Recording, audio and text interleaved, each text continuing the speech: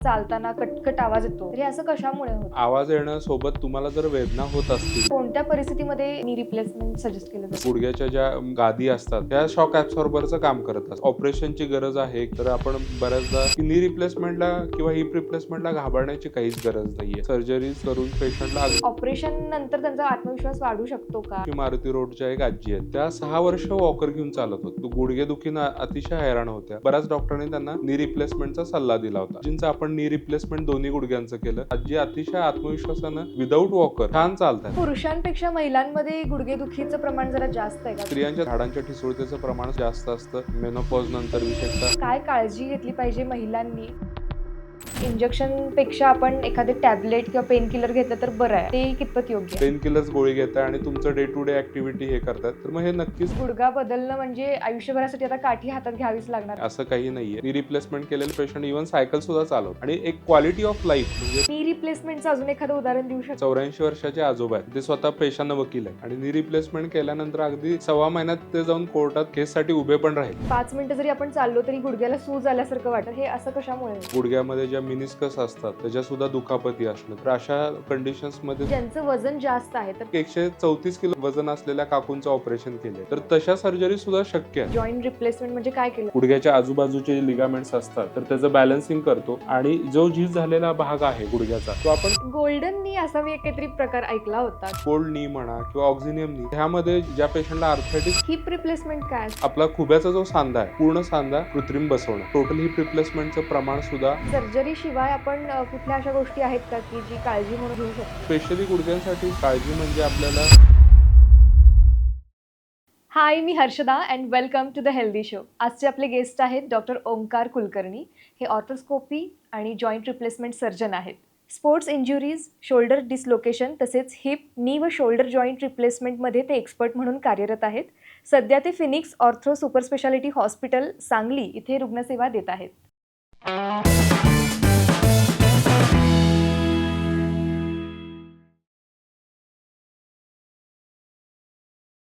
Doctor, काय होतं ना, बऱ्याच वेळा आपण जेव्हा झोपेतून सकाळी जागे होतो तेव्हा थोडासा गुडघ्यामध्ये कधी-कधी कडकपणा जाणवतो किंवा चालताना कटकट आवाज येतो, हाडांचा वगैरे असतो तो बरोबर. गुडघ्यातून असं म्हणतात किंवा चालतानाच मेन त्रास होतो. तर हे असं कशामुळे होतं? बऱ्याचदा गुडघ्यामध्ये कटकट आवाज येणं हे कॉमन आहे. लगेच त्याला साठी घाबरून जाण्याची काही गरज नाही. पण आवाज येण्यासोबत तुम्हाला जर वेदना होत असतील, गुडघ्यामध्ये वेदना जर स्टार्ट झाल्या असतील तर मग मात्र त्याच्याकडं गांभीर्यानं बघणं गरजेचं आहे. बऱ्याचदा हे आर्थरायटिस सुद्धा कारण असू शकतो, जो वयानुसार येणारा वात असतो किंवा संधिवात म्हणतो आपण. तर हे आर्थरायटिसची सुरुवात झाल्याची सुद्धा ही लक्षणं असू आहेत. शकतं. मग जेव्हा वेदना होतात तर तेव्हा अशी भीती वाटायला लागते की आता काही बहुतेक गुडघातला निकामी झालेला आहे आपला बरोबर. किंवा तो बदलायला पाहिजे वगैरे ही भीती वाटते. तर तसंच काही असतं का? नक्कीच असं काही नाहीये. यामध्ये कसं आहे, समजा गुडघ्यामध्ये वेदना होत असतील हं. किंवा कटकट आवाज येत असेल, अगदी रोजच वेदनाशामक गोळ्यांची गरज भासत असेल, हं. तर मग तुम्हाला तज्ञ डॉक्टरांचा सल्ला घेणं खूप गरजेचं आहे, की जे ऑर्थोपेडिक सर्जन आहेत, जॉइंट रिप्लेसमेंट सर्जन आहेत, तर त्यांच्याकडे जाऊन भेटून विविध तपासण्या आहेत, ओके. ज्याला आपण स्टँडिंग एक्स-रे म्हणतोच. तर त्याच्यामध्ये झीज कितपत आहे हे आपल्याला समजते.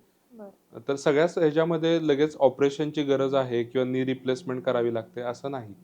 तर आपण बऱ्याचदा सप्लिमेंटरी मेडिसिन्स, फिजिओथेरपी हं, हं, हं. ह्यानं बऱ्याचशा गोष्टी आपण कंट्रोलमध्ये आणू शकतो. डॉक्टर, पुरुषांपेक्षा महिलांमध्ये गुडघेदुखीचं प्रमाण जरा जास्त आहे का? कारण किचनमध्ये बराच वेळ त्यांचा उभारून स्वयंपाक करण्यामध्ये वेळ जातो किंवा बरोबर. हार्मोनल चेंजेस होतात, शरीरामध्ये खूप बदल होत बरोबर. असतात. तर त्यामुळे त्यांना गुडघेदुखीचा जास्त त्रास होतो? नक्कीच.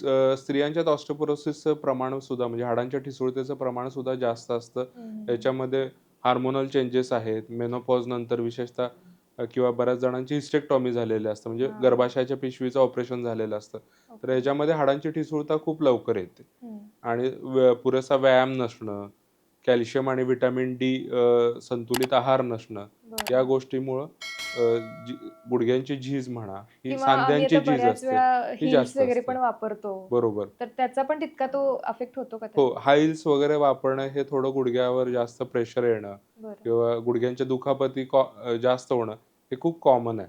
त्यामुळे तुमचे जे शूज आहेत, फुटवेअर्स आहेत, ते तुम्ही अगदी काळजीपूर्वक वापरणं गरजेचं आहे. फ्लॅट वापरायला पाहिजे काय? सगळ्याच कंडिशन्समध्ये फ्लॅट वापरलेच पाहिजेत असं नाहीये, हं. पण ते तुमचे आरामदायक आणि कम्फर्टेबल असले पाहिजेत, की ज्याचा जास्त तुम्हाला ताण येता कामा नये सांध्यांच्यावर, म्हणजे विशेषतः अँकल जॉईंटवर सुद्धा जास्त त्याचा ताण येता कामा नये. तर मग काय काळजी घेतली पाहिजे महिलांनी जास्त करून? म्हणजे त्यांच्या गुडघे खराब होऊ नयेत किंवा प्रिकॉशन म्हणून काय केलं पाहिजे? प्रिकॉशन्स म्हणून त्यांनी एकतर व्यवस्थित व्यायाम करणं गरजेचं आहे. हं. Proteins, calcium, vitamin D rich diet घेणं गरजेचं आहे. ओके. त्यासोबत तुम्ही फुटवेअर्स, शूज तुमचे जे आहेत ते कम्फर्टेबल सॉफ्ट शूज आणि लाईट वेट, अगदी जास्त हाय हील्स किंवा हं. हार्ड सरफेस असलेले कठीण पद्धतीचे टाचा असलेल्या शूज किंवा सँडल्स हे हं. वापरले नाही पाहिजेत. ओके. थोडेसे सॉफ्ट असायला पाहिजे सॉफ्ट का? शूज वापरायला पाहिजे. बरं. काय होतं, की आता वेदना होतायत, डॉक्टरांकडे जायचंय आणि गुडघा कधी-कधी बदलण्याचा पण सल्ला दिला जातो. तर बरोबर. कोणत्या परिस्थितीमध्ये नी रिप्लेसमेंट सजेस्ट केलं जातं? साधारण नी रिप्लेसमेंटचं आपल्याकडे जर एज पाहता हे 50-60 नंतरचीच स्टेज असते, ओके. की ज्या कंडिशन्समध्ये आपल्याला नी रिप्लेसमेंट करावी लागते. युजुअली हा आर्थरायटिस म्हणतो, जो वयामानानुसार जी सांध्याची झीज होते. हं.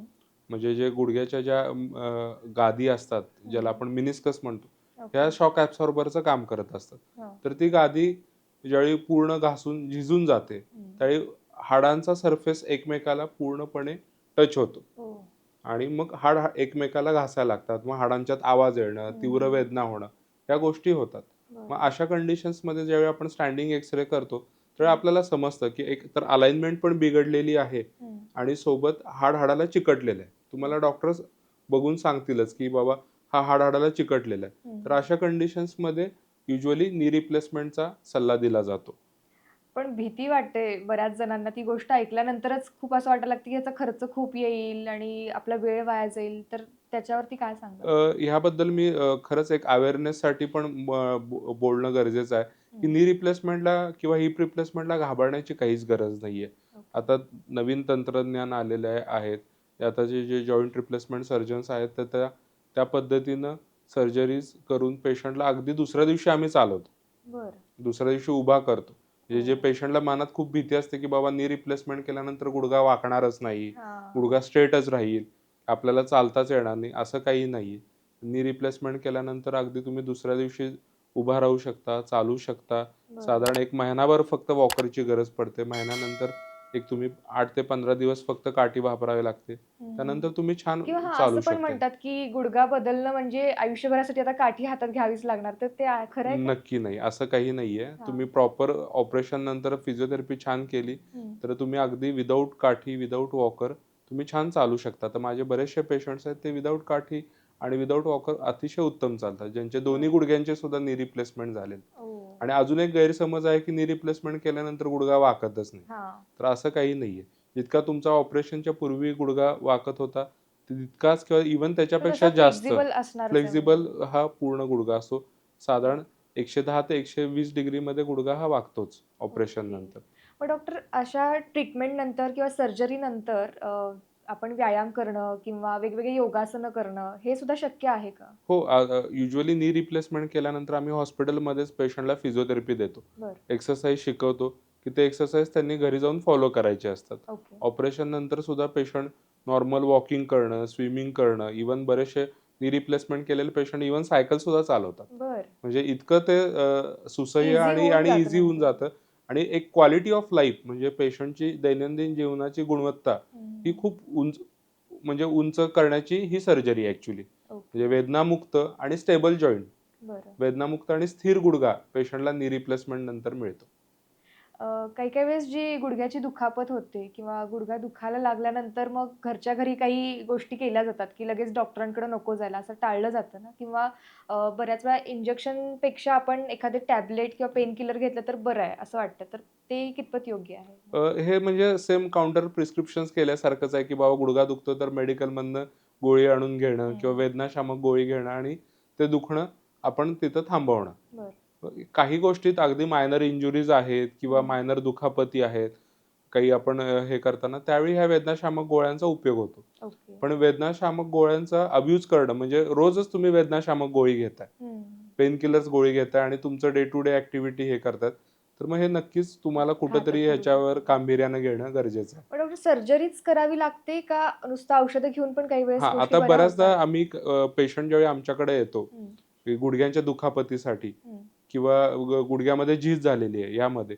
तर यामध्ये आम्ही काय करतो, साधारण त्याचं इव्हॅल्युएशन करतो, की बाबा ह्या पेशंटला खरोखर नी रिप्लेसमेंट सर्जरीची गरज आहे का? हं, हं. जर नी रिप्लेसमेंट म्हणजे ग्रेड 4 ऑस्टिओआर्थरायटिस नसेल ओके. आणि अगदी ग्रेड 1-2 असेल आर्थरायटिस, तर युजुअली नी रिप्लेसमेंटची गरज पडत नाही. तर बरं. पेशंटला आम्ही फिजिओथेरपीचा सल्ला देतो. सायकलिंग म्हणा किंवा हं, स्विमिंग म्हणा, अशा पद्धतीचे एक्सरसाइजेस सांगतो आणि वेगवेगळे सप्लिमेंटरी मेडिसिन्स आहेत, बरं.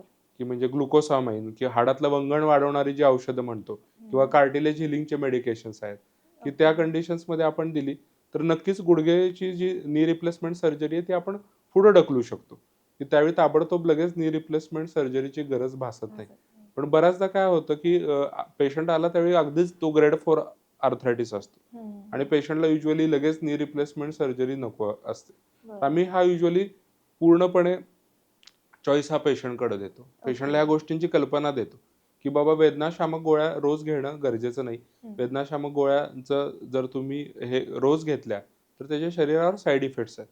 ओह! तर ह्या बाबतीत पेशंट सुद्धा जागरूक होणं गरजेचं आहे, की सर्जरी नको म्हणून हं. रोज वेदनाशामक गोळ्या घेणं किंवा गुडघ्यात स्टेरॉइडची इंजेक्शन्स घेणं हां. हे चुकीचं आहे. डॉक्टर बऱ्याच वेळा काय होतं ना, की 5 मिनिटं जरी आपण चाललो तरी गुडघ्याला सूज आल्यासारखं वाटतं बरोबर. किंवा घरकाम करणं सुद्धा आपल्याला शक्य होत नाही. तर हे असं कशामुळे होतं? तर हे बऱ्याचदा गुडघ्यामध्ये जे झीज चालू झालेली असते, आर्थरायटिस म्हणतो. हं, त्या हं. आर्थरायटिसच्या सुद्धा वेदना असू शकतात, बरं. की ज्याच्यामुळं गुडघ्यामध्ये आवाज येणं किंवा दुखणं, थोडं जरी हं. काम केलं तरी गुडघ्यात वेदना चालू होणं किंवा हां. गुडघ्यामध्ये ज्या मिनिस्कस असतात, ज्याला आपण गुडघ्याची गादी म्हणतो, हं. त्याच्यासुद्धा दुखापती असणं. ते डिजनरेटिव्ह टियर असतात मोस्टली ओल्ड एज पीपलमध्ये. बरं. तर अशा कंडिशन्समध्ये सुद्धा गुडघ्यामध्ये वेदना चालू होतात. मग त्याच्यावरती काय आपण केलं पाहिजे? घरी काही आपल्याला तसे उपाय करता येऊ शकतात का? यामध्ये आपण घरी गुडघ्याला बर्फानं शेकणं हं. किंवा वेदनाशामक औषधांची मदत घेणं, पण ते पण डॉक्टरांच्या सल्ल्याच्या सहाय्याने सल्ल्यानुसारच. ओव्हर द प्रिस्क्रिप्शन्स म्हणजे काउंटर प्रिस्क्रिप्शन्स घेऊन मेडिसिन्स मेडिकलमधून वेदनाशामक गोळ्या घेणं हे चुकीचं आहे. ओके. काय होतं ना, की गुडघेदुखीचा त्रास होतोय, आता बसूनच राहायचंय, असं जेव्हा सांगितलं जातं, तर त्यामुळे त्या व्यक्तीला कधी-कधी काही कुठल्या कार्यक्रमांना जाता येत नाही. घरी एखादा फंक्शन असतो, पण तो अटेंड करता येत नाही किंवा जर ती व्यक्ती वर्किंग वुमेन किंवा मेन असेल, तर इतके वर्ष खूप व्यवस्थित त्यांनी जॉब केलेला असतो आणि अचानक जेव्हा अशी वेळ येते, की आता चालताच येत तेच नाहीये, नाही. तर ते डिप्रेशनमध्ये सुद्धा जाऊ शकतात. पण मग ऑपरेशन नंतर त्यांचा आत्मविश्वास वाढू शकतो का? आणि खूप बेटर लाईफ अजून जगू शकतात का? फार छान प्रश्न विचारला तुम्ही. याबद्दल मी एक उदाहरणच देईन माझ्या पेशंटचं. हं. एक आपल्या इथं सांगलीतल्या पंचमुखी मारुती रोडच्या एक आजी आहेत. बरं. त्या 6 वर्ष वॉकर घेऊन चालत होत्या. ओके. गुडघेदुखीनं अतिशय हैराण होत्या. बरं. 6 वर्ष लिटरली वॉकर घेऊन चालत होत्या. आणि बऱ्याच डॉक्टरांनी त्यांना नी रिप्लेसमेंटचा सल्ला दिला होता. हं. अगदी त्यांच्या दोन्ही मुली त्यांना नी रिप्लेसमेंटबद्दल खूप पाठीमागे लागल्या होत्या. पण आजीच तयार घाबरून होत तयार होत नव्हते. नव्हत्या, हां. की बाबा नी रिप्लेसमेंट जर सक्सेसफुल नाही झालं, तर हं. मी तशीच घरी होऊन बसेन. हां. ती अजून भीती हां. जास्त. तर मग अशा त्या आजींचं आपण नी रिप्लेसमेंट दोन्ही गुडघ्यांचं केलं. हं. आता दोन्ही गुडघ्यांचं नी रिप्लेसमेंट केल्यानंतर आजी अतिशय आत्मविश्वासानं विदाऊट वॉकर अरे छान वाह! चालतात आणि सगळ्या कार्यक्रमांना, सगळ्या फॅमिली फंक्शनना, मुलींच्या घरी सुद्धा हं. जातात, की ज्या लिटरली 6 वर्ष घराच्या बाहेर पडल्याच नव्हत्या. बरं. कारण वॉकरशिवाय त्यांचं म्हणजे जगणंच हे होतं, कठीण झालं कठीण असेल. झालं होतं. ओके. तर विदाऊट वॉकर आता त्या छान चालतायत. बरं. माझं सजेशन किंवा माझा सल्ला पेशंटसाठी हाच राहील, हं, हं. की नी रिप्लेसमेंट सर्जरीला घाबरून जायची तुम्हाला काहीच गरज नाहीये. तुम्ही अच्छा. तज्ञ डॉक्टरांचा सल्ला घेणं गरजेचं आहे आणि तुमची मानसिक तयारी करणं गरजेचं आहे, की बरं. बाबा आपल्याला ह्यातनं बाहेर पडायचंय. बाहेर पडायचं आणि अजून छान जगायचं छान असेल जगायचं. तर मग actually he quality of life improve करण्यासाठीची सर्जरी आहे. ओके. जे आपली अगदी हृदयाला जी म्हणतो आपल्याला बायपास सर्जरी करायची, की बाबा हं. आता जीवन-मरणाचा प्रश्न आहे. असं नाहीये. तुमची बरं. जीवनाची जी क्वालिटी ऑफ लाईफ आहे, हं. गुणवत्ता आहे ती वाढवण्याची सर्जरी आहे. त्यामध्ये वेदनाविरहित आणि स्थिर जॉइंट्स तुम्हाला मिळतात. काय असते मग ही ट्रीटमेंट नक्की? जॉइंट रिप्लेसमेंट म्हणजे काय केलं नी जातं? रिप्लेसमेंट सर्जरीमध्ये आपण काय करतो, बऱ्याचदा पेशंटला बाक आलेला असतो. बाक आल्यानंतर त्यांचे गुडघे एकमेकाला चिकटलेले असतात ओके. आणि ते अलाइनमेंट आपण करतो. हं. त्यामध्ये जे सॉफ्ट टिश्यू असतात, गुडघ्याच्या आजूबाजूचे लिगामेंट्स असतात, हं. तर त्याचं बॅलन्सिंग करतो बरं. आणि जो झीज झालेला भाग आहे गुडघ्याचा, हं. तो आपण कट करतो. तर कट केल्यानंतर हे जे आपल्याला हे प्रोस्थेसिस म्हणजे इम्प्लांट दिसतो, ही गुडघ्याची वाटी आहे. हम्म. तर हा जो प्रोस्थेसिस आहे तो आपण त्यामध्ये बसवतो. हे नी मॉडेल आहे बरं. ऍक्च्युली. तर ह्याच्यामध्ये ही गुडघ्याची जे आपण साध्या ग्रामीण भागात गुडघ्यांची वाटी बदलली वाटी आहे. म्हणतो. ते हा. वाटी बदलली आहे म्हणजे ऍक्च्युली हे प्रोस्थेसिस बसवलेलं आहे. त्याला बरं. ग्रामीण भागात आपण वाट्या बदलल्या आहेत, हा, म्हणजे नी हा. रिप्लेसमेंट केली असं म्हणतो. तर हे साधारण टायटॅनियम किंवा COCR म्हणजे कोबाल्ट क्रोमियम मटेरियलचं असतं ओके. आणि MRI कॉम्पेटेबल असतं. बरं. म्हणजे पेशंटला अजून एक भीती असते की नी रिप्लेसमेंट केली म्हणजे MRI आम्ही करू शकू का? हा, हा, असं हा. काही नाहीये. तुम्ही अगदी बिनधास्त MRI करू शकता. बरं. तर जो झीज झालेला भाग आहे तो आम्ही विशिष्ट अँगलमध्ये कट केला जातो. त्यामध्ये हे प्रोस्थेसिस बोन सिमेंटच्या सहाय्यानं बसवलं जातं आणि त्यामध्ये पेशंटचा गुडघा अगदी म्हणजे जो पायाची रचना आहे, जो हा. बाक आलेला आहे तो बाक पण सरळ होतो आणि पेशंटला अगदी स्थिर वेदनामुक्त जॉईंट मिळतो. मग डॉक्टर, ऑपरेशन नंतरचे काही धोके असतात का? ऑपरेशन नंतरचं धोके म्हणजे प्रॉपर फिजिओथेरपी घेणं गरजेचं आहे, जे आम्ही हॉस्पिटलमध्ये शिकवतो. बरं. हॉस्पिटलमध्ये डे 2ला आपण पेशंटला चालवतो, गुडघ्यांच्या हालचाली करतो. त्यामध्ये काय होतं, पोस्ट ऑपरेटिव्ह स्टिफनेस खूप येतो बरं. जर फिजिओथेरपी नाही केली तर. म्हणजे गुडघा घट्ट होणे, कडक वाटणे, हालचाल कमी होणे ह्या गोष्टी आहेत. पण प्रॉपर फिजिओथेरपी केली तर ती सुद्धा गोष्ट टाळता येण्यासारखी आहे. दुसरी गोष्ट, ऑपरेशनमध्ये एम्बोलिझमची रिस्क असते किंवा मायन्यूट इन्फेक्शनची रिस्क असते. ही कोणत्याही सर्जरीला ज्या रिस्क आहेत त्याच रिस्क आहेत. विशिष्ट अशा वेगळ्या काही फार मोठ्या रिस्क नाहीत. पण त्या गोष्टींची आपण काळजी ऑपरेशनच्या वेळी घेतच असतो. आणि काळजी घेतली तर मग एवढं काही हे टेन्शनचं धोके कारण नाही. टाळण्यासारखे आहेत. बरं. म्हणजे त्या धोक्यांना घाबरून सर्जरी करायचीच नाही आणि ते वेदनायुक्त गुडघे घेऊन फिरायचं, हे त्याला संयुक्तिक कारण ठरणार नाही. ओके. गोल्डन नी असा मी एक काहीतरी प्रकार ऐकला होता, किंवा सांध्यांचे काय काय प्रकार, किंवा त्याच्याबद्दल सांगा ना. नी रिप्लेसमेंटमध्ये वेगवेगळ्या कंपनीचे जॉईंट्स आहेत की जे रुटीन टायटॅनियम COCR जॉईंट आहेत, कोबाल्ट क्रोमियम मी जसं मी म्हणालो तसं. तर गोल्ड नी म्हणा किंवा ऑक्झिनियम नी, हे त्या लेअरवर एक्स्ट्रा कोटिंग केलेलं असतं बरं. की ज्यामुळे त्या सांध्यांचे आयुष्य जे आहे, जे कृत्रिम सांध्याला सुद्धा आयुष्य आहे, हा. ते सुद्धा आयुष्य वाढवण्यासाठीचे जे हे प्रकार आहेत. बरं. तर ह्यामध्ये ज्या पेशंटला आर्थरायटिस खूप लवकर कमी वयात आलेला आहे, म्हणजे 50शी मध्येच नी रिप्लेसमेंटची गरज पडते, तर अशा पेशंट्सना आम्ही तो ऑक्झिनियम नी किंवा गोल्ड नी सजेस्ट करतो की जेणेकरून त्यांचं त्या नवीन कृत्रिम सांध्याचं आयुष्य सुद्धा जास्त असतं, वाढवलं जातं. तर नी रिप्लेसमेंट बद्दल इतकी सगळी माहिती सांगतायत सर, तर त्याच्यामध्ये अजून काही प्रकार आहेत का सांध्यांचे? हो, ह्यात ऍडव्हान्स जॉईंट्स पण आहेत, जसं गोल्ड नी आहे, ऑक्झिनियम नी आहे. म्हणजे जे पेशंट 50शीत ज्यांना झीज झालेली आहे गुडघ्यांची, आर्थरायटिस झालेला आहे, तर त्यांना आम्ही युजली ऑक्झिनियम नी किंवा गोल्ड नी सजेस्ट करतो. कारण ह्या साधारण सांध्यांचं आयुष्य रुटीन जे आपण नी रिप्लेसमेंटसाठी सांधे वापरतो त्याच्यापेक्षा हे जास्त असतं. कारण त्यांना टायटॅनियम किंवा COCR चे जे जॉईंट्स आहेत, तर त्याला एक्स्ट्रा कोटिंग केलेलं असतं. ऑक्झिनियम किंवा टायटॅनियम ब्रोमाइड मटेरियलचं एक्स्ट्रा कोटिंग केलेलं असतं की जेणेकरून की हे सांधे दीर्घकालीन टिकावेत. मग किती काळ ते टिकतात? हे साधारण 15 ते 20 वर्ष आपण पेशंटला सांगतो की या कृत्रिम सांध्यांचं आयुष्य आहे. पेशंटने तो अतिशय छान वापरला, म्हणजे जास्त खाली उठ-बस न करणं, मांडी घालून खाली न बसणं, या गोष्टी जर टाळल्या तर ह्याची दीर्घकालीन हे सांधे टिकू शकतात. आणि साधारण त्यानंतर सुद्धा रिव्हिजन सर्जरी सुद्धा या म्हणजे पॉसिबल आहे. 15-20 वर्षानंतर पुढे काय, असं पण काही प्रश्न जणांना हो, वाटेल. हो. बरेचसे प्रश्न पेशंट हा प्रश्न विचारतात हां. की 20 वर्षानंतर, 25 वर्षानंतर काय सर? पण आता मी ह्या गोष्टीचंही उत्तर देऊ शकतो की यामध्ये सुद्धा आम्ही रिव्हिजन नी रिप्लेसमेंट सर्जरीज करतो किंवा रिव्हिजन हिप रिप्लेसमेंट सर्जरी सुद्धा करतो. समजा एखादा कोणता पार्ट खराब झाला असेल आतला जॉईंटचा, तर तो आपल्याला रिप्लेस करता येतो किंवा रिव्हिजन नी रिप्लेसमेंट सर्जरी सुद्धा करता येते आणि ती यशस्वीरित्या पार पाडते. त्यामुळे त्याला घाबरून जाण्याची काही गरज नाही. जास्त काही त्रास होणार नाही ना? नाही, घाबरून जाण्याची काहीच आवश्यकता नाहीये. ओके. आणि ज्यांचं वजन जास्त आहे, तर त्या लोकांनी मग काय काळजी घेतली पाहिजे? ज्यांचं वजन जास्त आहे त्यांना आम्ही सल्ला युजली हे देतो की वजन कमी करा. पहिला वजन कमी करणं आणि फिजिओथेरपी छान करणं गरजेचं आहे. तर ज्या हेवी वेट जे पेशंट आहेत, आता हा तुम्ही प्रश्नच विचारला त्या अनुषंगाने मी उदाहरण देतो.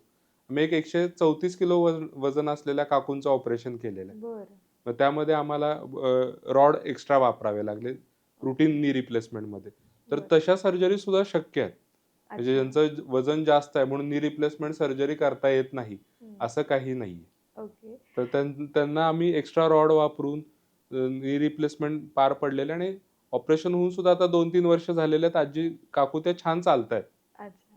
तर मग सर्जरी शिवाय आपण कुठल्या अशा गोष्टी आहेत का, की जी काळजी म्हणून घेऊ शकतो, की गुडघ्यांसाठी स्पेशली? स्पेशली गुडघ्यांसाठी काळजी म्हणजे आपल्याला सांध्यांचं अ, आयुष्य चांगलं टिकवण्यासाठी कार्टिलेज फार महत्वाचं आहे.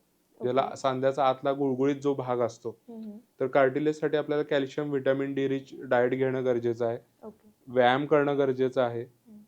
त्यासोबत आपल्याला कोवळ्या उन्हात बसणं गरजेचं आहे, की नॅचरली व्हिटॅमिन डी आपल्याला मिळेल, मिळेल. सनलाईट. ते बरं. घेणं खूप गरजेचं आहे. आणि जेव्हा ट्रीटमेंट केली जाते किंवा सर्जरी केली जाते, त्याच्यानंतर मग आयुष्यभरासाठी काय काळजी घेतली पाहिजे त्या व्यक्तीने? ऑपरेशन नी रिप्लेसमेंट नंतर पेशंट छान चालू शकतो. हं. मी म्हटलं काही पेशंट्स तर आमचे सायकलिंग सुद्धा करतात, स्विमिंग करतात. बरं. ॲक्टिव्हिटी लिमिटेशन्स काही फार नाहीयेत. हं, हं. फक्त आम्ही पेशंटला हे सांगतो, की खाली बसणं टाळा. कमोडचं टॉयलेट वापरा. बरं. इंडियन टॉयलेट शक्यतो वापरू नका. अगदी महत्त्वाच्या प्रसंगी घरात एकदम पूजाच आहे, तर हं. तुम्ही खाली बसू शकता. नाही असं नाही. बरं. पण पण जिथे अव्हॉइड करता अव्हॉइड तिथे ते करता येईल टाळलेलंच तिथं बरं. तुम्ही खाली बसणं टाळा.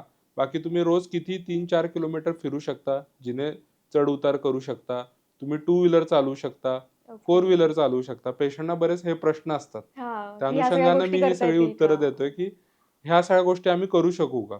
बरं. तर ह्या नक्कीच सगळ्या गोष्टी तुम्ही आरामात करू शकता. नी रिप्लेसमेंट सर्जरी नंतर सुद्धा. डॉक्टर नी रिप्लेसमेंटचं अजून एखादं उदाहरण देऊ शकाल का तुम्ही? नी रिप्लेसमेंट बद्दल सांगायचं झालं तर अगदीच एक उदाहरण म्हणजे 84 वर्षाचे आजोबा आहेत, बरं. काका. ते स्वतः पेशानं वकील आहेत. हां. आणि नी रिप्लेसमेंट केल्यानंतर अगदी सव्वा महिन्यात ते जाऊन कोर्टात केससाठी उभे पण राहिले. ओह! म्हणजे इतके पेशंट्स जर स्वतःची त्यांची मानसिक शक्ती चांगली असेल, हां. इच्छाशक्ती, प्रॉपर फिजिओथेरपी केली हे असेल, हं. तर अतिशय चांगले रिझल्ट्स आहेत.